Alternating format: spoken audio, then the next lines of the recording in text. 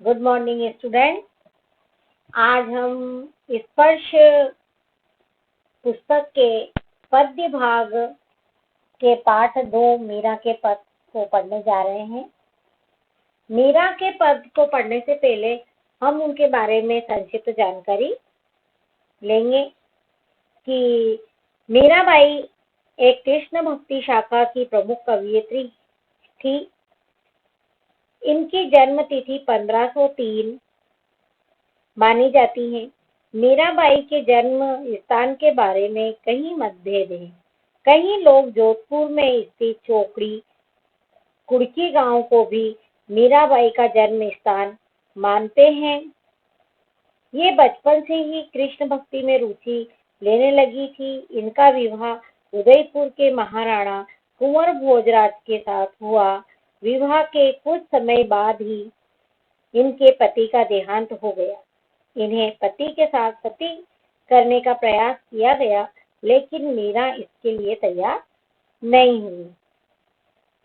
मीरा संत रैदास की शिष्य थी। मीरा के पद पूरे उत्तर भारत सहित गुजरात, बिहार और बंगाल तक प्रचलित है। मीराबाई की कविताएं हिंदी तथा गुजराती दोनों ही भाषाओं में मिलती हैं। मीरा के जो पद हैं उसमें राजस्थानी शब्दों का अथाह भंडार है, क्योंकि मीराबाई राजस्थान से थी।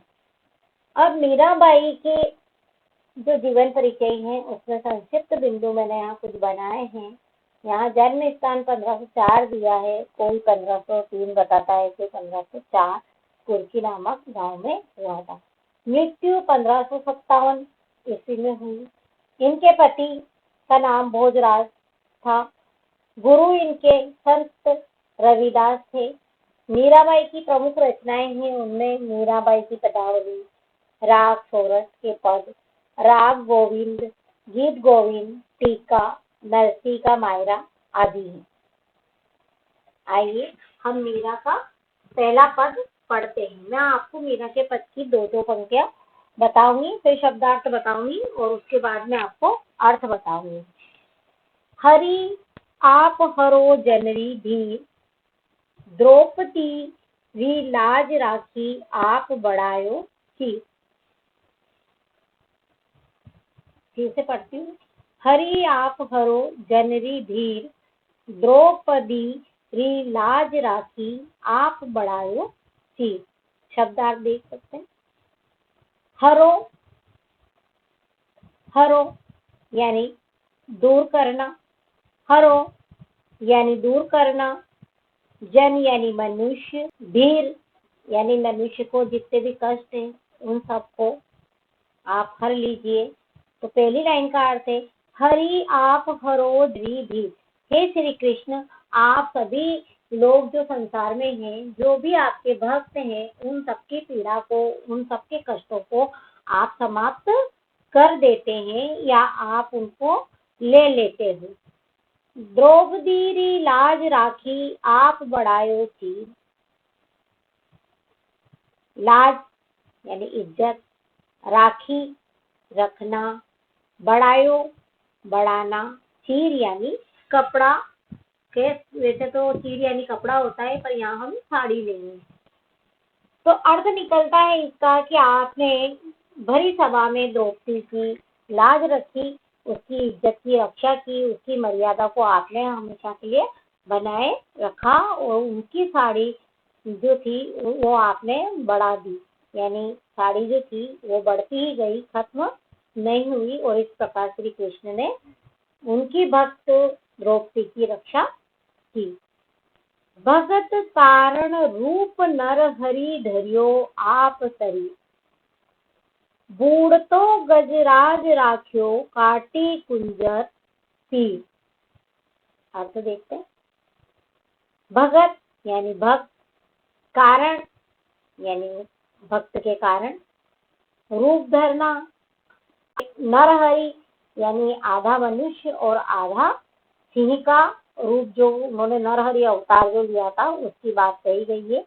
धरियो यानी धारण करना, आप शरीर, आप शरीर, शरीर यानी शरीर, कि आपने हिरण्याकश्यप से भक्त प्रहलाद की रक्षा के लिए आपने नरहरि यानी नरसिंह अवतार लिया और आपने अपने भक्त की रक्षा के लिए उसका हिरण्यकश्यप का वध किया, संहार किया, उसको भी समाप्त कर दीजिए। मेरी जो पीड़ा है उसका आप निवारण कर दीजिए। जैसे बच्चे कहते हैं ना, मैम आपने उसको गुड दिया है, मैम आपने उसको गुड दिया है, उसको एक्सीलेंट दिया है, मैम मुझे भी दीजिए। यहाँ कितना बाल सुलभ मेरा का जो स्वभाव है वो निकल के आ रहा है कि जिस प्रकार बच्चे जिद करते हैं एक गुरु के साथ, या अपने दिल की बात कहते हैं कि मैम आपने उसको गुड दिया है, मैम आपने उसको अप्रिशिएट किया, देखो मैम मेरा काम भी ऐसा है, देखो मैम मुझे भी आप गुड दीजिए, स्टार दीजिए। वैसा का वैसे ही रूप यहाँ निकल कर मीराबाई का आता है। और मीराबाई उसी प्रकार अपने श्री कृष्ण भगवान से कहती है कि आपने इतने भक्तों की रक्षा की है, इतने भक्तों को आपने अपनाया है, तो उन्हीं भक्तों के समान मैं भी आपकी एक भक्त हूँ और आप मुझे भी, मेरी भी जितनी भी पीड़ा है उन सबको हर लीजिए और मुझे भी आप अपना लीजिए। और इसी के लिए मीराबाई अनेक उदाहरण देती हुई श्री कृष्ण को बताती है इस पद में। मैंने यहाँ कुछ नीचे प्रसंग भी लिखा है कि यदि हमें प्रसंग लिखना है इस पद का हम कैसे लिखेंगे, मैं आपको सुनाती हूँ।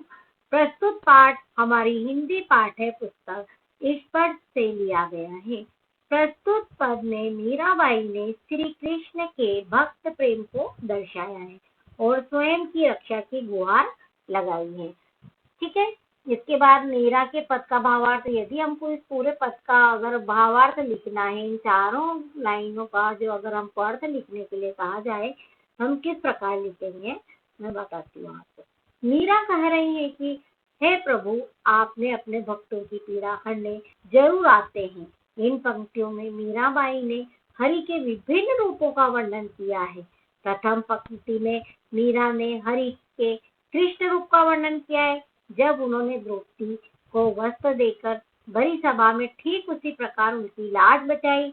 मीरा ने हरि के उस रूप का वर्णन किया है जब प्रहलाद की रक्षा करने के लिए उन्होंने नरसिंह का अवतार लिया और हिरण्यकश्यप का वध किया। जिस तरह आपने हाथियों के राजा भगवान इंद्र के वाहन ऐरावत हाथी को मगरमच्छ के चंगुल से बचाया था, हे श्री कृष्ण, जो भक्त सच्चे हृदय से हरि की भक्ति करता है, आप उनके दुख दूर करने जरूर आते हैं। इसलिए मीरा प्रभु से खुद की पीड़ा दूर करने की विनती कर रही है। जैसा कि मैंने आपको अर्थ बता दिया है, किंतु कभी हो सकता है कि अर्थ हम भूल जाते हैं, नहीं याद रहता इतना अर्थ, तो उसके लिए आपको यहाँ लिखित में भी है, तो आप यहाँ से उसको कॉपी कर सकते हैं, हमेशा के लिए लिख सकते हैं। और ये पहले पद का अर्थ इस प्रकार होगा इसका। अब आते हम दूसरे पद पर, देखते। श्याम माने चाकर राखो जी, गिरधारी लाला माने चाकर राखो जी, चाकर रहस्यूं बाग लगास्यूं, नित उठ दर्शन पास्यूं, विंद्रावनरी कुंज गली में गोविंद लीला गास्यूं। चाकरी में दर्शन पास्यूं, सुमरण पास्यूं खर्ची, भाव भक्ति जागीरी पास्यूं, तीनों बातां करती। शब्दार्थ देखते। श्याम यानी श्री कृष्ण, माने यानी या तो मुझे या हमें, जो भी हम बोलना चाहें, चाकर यानी नौकर, राखो यानी रखना, ठीक है। गिरधारी लाला, गिरधारी, देखो कृष्ण के हर बार मीराबाई ने कुछ न कुछ दूसरा नाम देने की कोशिश की है।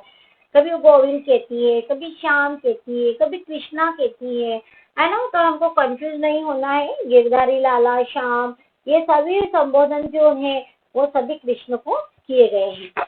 गिरधारी लाला माने चाकर राखो जी, गिरधारी यानी जिन्होंने गिरधर पर्वत को अपनी उंगली पर उठा लिया था, कौन है? श्री कृष्ण। लाला वही लाल, माने यानी मुझे, हमें, चाकर नौकर, राखो जी। अर्थ देख लेते हैं। वो मीराबाई श्री कृष्ण भगवान से कहती है कि हे कृष्ण, आप हमको अपने यहाँ पर आप नौकरी पर रख लीजिए। ठीक है। जब नौकरी पर मीराबाई को श्री कृष्ण रखेंगे तो मीराबाई कौन कौन से काम करना चाहती है या काम श्री कृष्ण की सेवा में वो क्या क्या काम करेगी, तो उसका वर्णन यहाँ पर किया है। उन्होंने कहा है कि जब आप मुझे आपके यहाँ पर नौकरी पर रख लोगे तो मैं क्या करूंगी, तो उन्होंने बताया चाकर रहस्यों बाग लगाती। उनका जब आप मुझे चाकर यानी नौकर रख लेंगे, रहस्यों यानी जब मैं आपके यहाँ रहूंगी, रहस्यों यानी रहूंगी या रहना, बाग लगाती, बाग यानी बगीचे, लगाती लगाऊंगी। उन्होंने कहा कि जब आप मुझे अपने यहाँ पर नौकरी पर रखेंगे तब मैं आपके यहाँ पर तरह तरह के बाग बगीचे लगाती रहूंगी। नित्य उठ दर्शन पासी, नित्य यानी प्रतिदिन, दर्शन यानी दर्शन, पासियों यानी पाऊंगी। उन्होंने कहा कि यदि आप मुझे आपके यहाँ सेवा करने का अवसर देंगे, मैं आपके यहाँ नौकरी करूंगी, तो मैं आपके यहाँ पर विभिन्न प्रकार के बाग बगीचे लगाऊंगी। और जब मैं बाग बगीचे लगाऊंगी तो नित उठ दर्शन पाऊंगी, क्योंकि जब आप सुबह सुबह उस बगीचे में घूमने के लिए आएंगे, आपके दर्शन मुझे वहाँ हो जाएंगे। प्रतिदिन मैं आपके दर्शन वहाँ पर पा लूंगी। ये मीराबाई कह रही है कि मैं बगीचे लगाऊंगी, बगीचे में मैं वहाँ रात दिन सेवा करूंगी बगीचे की, और वहीं पर मैं आपके दर्शन कर लूंगी। अगली लाइन देखिए, विंद्रावन री कुंज गली में गोविंद लीला गासूं। और जब मैं आपके यहाँ चाकरी करूंगी तो वृंदावन यानी वृंदावन, कुंज गली यानी जो बगीचे हैं वहाँ की छोटी छोटी गलियां हैं, उन गलियों में गोविंद लीला, गोविंद यानी श्री कृष्ण, लीला यानी उनके जो विभिन्न रूप है, उनके जो वर्णन है, गासूं यानी गाना। कि जब मुझे मैं आपके यहाँ नौकरी करूंगी तब मैं वृंदावन की कुंज गलियों में जो छोटी छोटी सी जो गलियां हैं, पत्तों की जो झोपड़ियों वाली गलियां हैं, उन गलियों में मैं जाऊंगी और वहां पर आपके द्वारा किए गए जो कार्य हैं, विभिन्न लीलाएं जो है, उन लीलाओं की चर्चा में सामान्य लोगों के बीच जाकर करूंगी। यानी श्री कृष्ण के यशोगान का वर्णन वृंदावन की गलियों में जाकर मीराबाई करना चाहती है। आगे वो कहती है चाकरी में दर्शन पाती। चाकरी में वही हम बात करते हैं कि जब भी हम किसी के यहाँ नौकरी करते हैं तो वहाँ हम तनख्वाह या वेतन की बात करते हैं, हमारा वेतन क्या होगा। तो मीराबाई कह रही है कि मुझे चाकरी में कुछ भी नहीं चाहिए, सिर्फ आपके दर्शन चाहिए। उन्होंने कहा कि चाकरी में मैं जो है वो कोई वेतन नहीं लूंगी, वेतन मेरा यही है कि मुझे रोज आपके दर्शन प्राप्त हो जाए।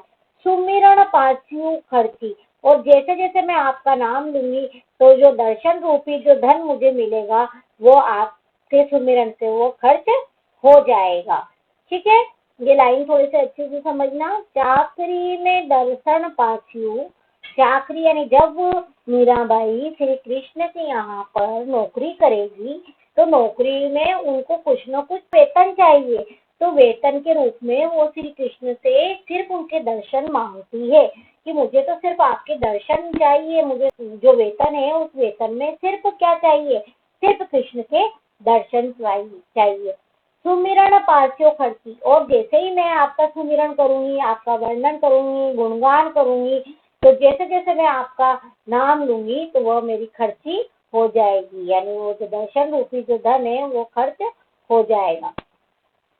भाव भक्ति जागीरी, इसका बड़ा ही अलग अलग अर्थ निकाला जाता है, आप देखिए। भाव भक्ति जागीरी पासियों तीनों बात, भाव यानी भावना, भक्ति यानी भक्ति, जागीरी यानी संपत्ति, पासियों यानी पाना, तीनों यानी तीन, बाता यानी बात, सरसी यानी पूर्ण होना। यानी मनुष्य जीवन में हर व्यक्ति को तीन बातें हैं जो संपूर्ण करती है, यानी जो भाव है, व्यक्ति के अंदर फीलिंग है वो होनी चाहिए, इमोशंस। भक्ति, भक्ति का जो सहारा लेता है उसका जीवन संपूर्ण माना जाता है। हमें किसी न किसी की भक्ति करनी ही होती है, तभी मनुष्य जीवन सफल कहलाता है। और जागीरी यानी संपत्ति, जिन व्यक्ति के पास ये तीनों चीजें होती है उसका इस संसार में रहना, या संसार में ये कहे कि मनुष्य जीवन उसका सार्थक हो जाता है।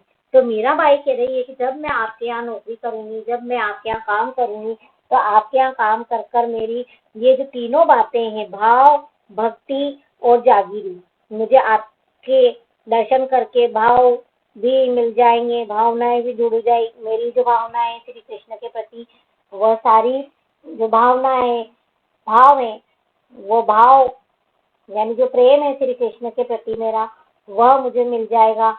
भक्ति श्री कृष्ण की मुझे मिल जाएगी, और संपत्ति, ये दोनों चीजें जब मिलेगी तो मुझे इस संसार की सारी संपत्ति मिल जाएगी। और इस प्रकार ये मेरी तीनों बातें जो है वह पूर्ण हो जाएगी। ठीक है, इसका मैंने नीचे ये शब्दार्थ दे रखे हैं। आपको यदि कोई शब्द का अर्थ समझ में नहीं आए तो आप इन शब्दार्थ की सहायता से उस अर्थ को समझ सकते हैं। इसके बाद मैंने इस पद की व्याख्या की है, जिसको आप समझ लीजिए। इस पद में कवियत्री मीरा श्री कृष्ण के प्रति अपनी भक्ति भावना को उजागर करते हुए कहती हैं कि श्री कृष्ण, मुझे अपना नौकर बनाकर रखो। अर्थात मीरा किसी भी तरह श्री कृष्ण के नजदीक रहना चाहती है, फिर चाहे नौकर बनकर ही क्यों न रहना पड़े।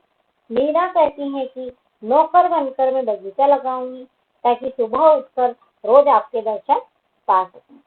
मीरा कहती है कि वृंदावन की सकरी गलियों में मैं अपने स्वामी की लीलाओं का बखान करूंगी, उनके गुणगान करूंगी, भक्ति का, यशोगान का वर्णन करूंगी। मीरा का मानना है कि नौकर बनकर उन्हें 3 फायदे होंगे।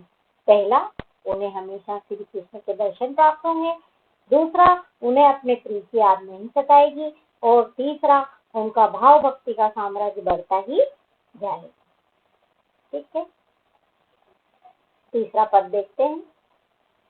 देखिए, मीरा ने जो श्री कृष्ण की भक्ति की है बच्चों, वह भक्ति उन्होंने श्री कृष्ण के किस रूप सौंदर्य की है, या कृष्ण के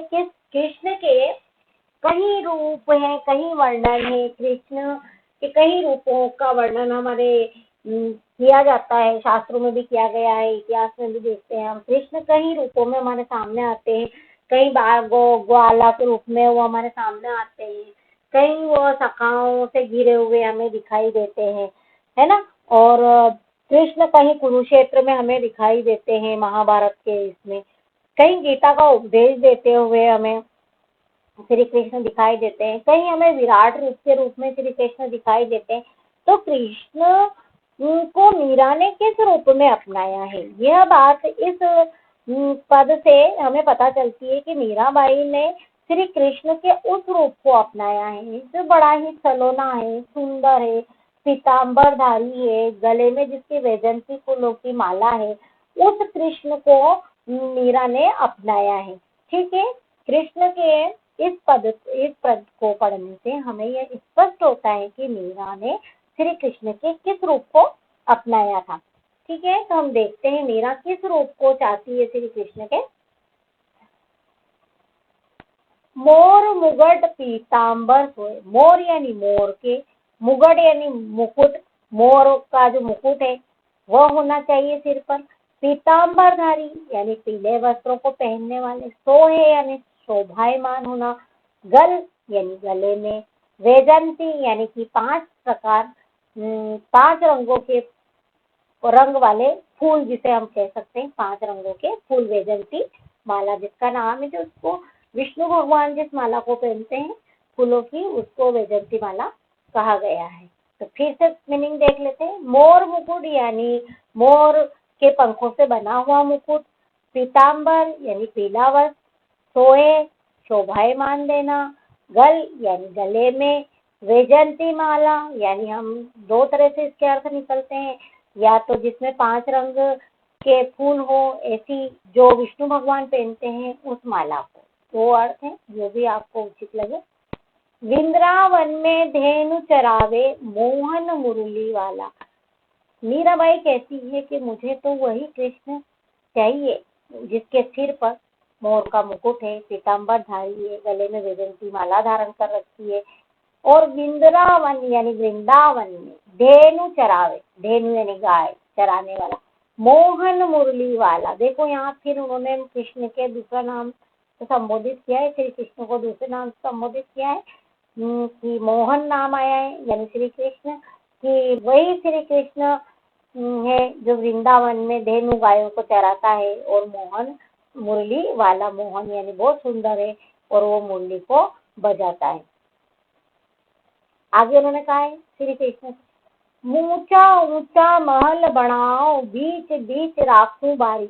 उन्होंने कहा है कि आप जब अपना महल बनाए, हे श्री कृष्ण, आप जब महल का निर्माण कर, बनाओ यानी बनाना, पूरी देखिए राजस्थानी भाषा है, राखू यानी रखना, बारी यानी जो खिड़कियां है उसको बारी, राजस्थान में बारी शब्द तो खिड़कियों के लिए प्रयोग किया जाता है। तो ये पूरा जो पद है इसमें राजस्थानी भाषा का प्रयोग किया गया है, बारी यानी खिड़कियां। तो ऊंचा ऊंचा महल बनाओ, उन्होंने कहा है कि आप ऊंचे ऊंचे महल बनाना श्री कृष्ण, उसमें आप बीच बीच में खिड़कियां रखना। देखो खिड़कियां रखने के लिए इसलिए कहा है कि श्री कृष्ण यदि अपने महल में प्रवेश करते हैं और कहीं भी घूमेंगे फिरेंगे, तो मीरा उन खिड़कियों में से श्री कृष्ण के दर्शन बड़ी आसानी से कर लेगी। यानी इस पंक्ति के माध्यम से मीराबाई हर पल श्री कृष्ण के आंखों के सामने रहना चाहती है। तो इसलिए उन्होंने श्री कृष्ण से कहा है कि आप जब भी महल बनाए, ऊंची ऊंची महल बनाना, उसमें बीच बीच में आप खिड़कियों को रखना। सांवरिया दर्शन पाछू, तो वो आराम से श्री कृष्ण सांवरिया, देखो फिर नाम अलग आया है, सांवरिया दर्शन, दर्शन यानी दर्शन, पाछू यानी पाना। देखिए राजस्थान में न का प्रयोग होता है, न की जगह आप देख सकते हैं पूरे इससे पद में कि जहाँ जहाँ न शब्द को यूज कर सकते हैं, हम प्रयोग कर सकते हैं, वहां पर न शब्द का प्रयोग होना, यही राजस्थानी भाषा की एक पहचान है। दर्शन पाचू, दर्शन यानी दर्शन, पाचू यानी पहनना, पहर यानी पहनना। कुसुम्बी साड़ी, साड़ी लिखा हुआ साड़ी है, कुसुम्बी, कुसुम्बी यानी लाल रंग की। उन्होंने कहा है कि मैं श्री कृष्ण भगवान के दर्शन करना चाहती हूँ, और वो दर्शन में लाल कलर की, लाल रंग की साड़ी पहनकर श्री कृष्ण के दर्शन करना चाहती हूँ। मगर कहाँ, उसका वर्णन आगे देखिए। आधी रात प्रभु दर्शन दीजियो, जमुना जी रे तीरा। उन्होंने कहा कि हे श्री कृष्ण, आप मुझे आधी रात को दर्शन देना, दीजियो यानी देना, जमुना जी यानी यमुना नदी के तीरा यानी तट पर, किनारे पर। हे श्री कृष्ण, आप मुझे यमुना नदी के तट पर आपके दर्शन देना, ताकि मैं वहां पर बिल्कुल एकांत में आपके दर्शन अच्छे से शांति से कर सकूं। मीरा रा प्रभु गिरधर नागर, मीरा कहती है कि मेरे तो देखो, नागर यानी पति भी होता है, नागर यानी नगर में रहने वाला भी होता है, और नागर यानी चतुर भी होता है। तो आप देख लीजिए यहाँ पर मीरा किस तरह से वो जोड़ती है श्री कृष्ण के साथ में, वो अपने पति के रूप में भी जोड़ती है, और वो चतुर के रूप में भी जोड़ती है कि मेरे तो सिर्फ एक ही, मेरा के प्रभु गिरधर नागर, के मेरे पति तो सिर्फ गिरधर नागर हैं, ऐसा भी कह सकती है। और वो ये भी कह सकती है कि मेरे तो प्रभु सिर्फ गिरधर नागर बड़े ही चतुर हैं, और मैं उनसे मिलने के लिए बहुत ही बेचैन या आतुर हूँ। हिवड़ो, हिवड़ो यानी हृदय, घड़ो, घड़ो यानी बहुत अधिक, अधीरा यानी बेचैन, और मेरा जो है मन श्री कृष्ण से मिलने के लिए बहुत ही अधिक बेचैन है। देखिए अब यह नीचे आप शब्दार्थ देख सकते हैं। जो शब्द आपको समझ में नहीं आए, मैंने शायद ही कोई शब्द होगा जिसका मैंने अर्थ नहीं लिखा है, मैंने सभी शब्दों के यहाँ पर अर्थ लिखे हैं। आपको कहीं ऐसी प्रॉब्लम नहीं आएगी कि जो आपको समझ में नहीं आए।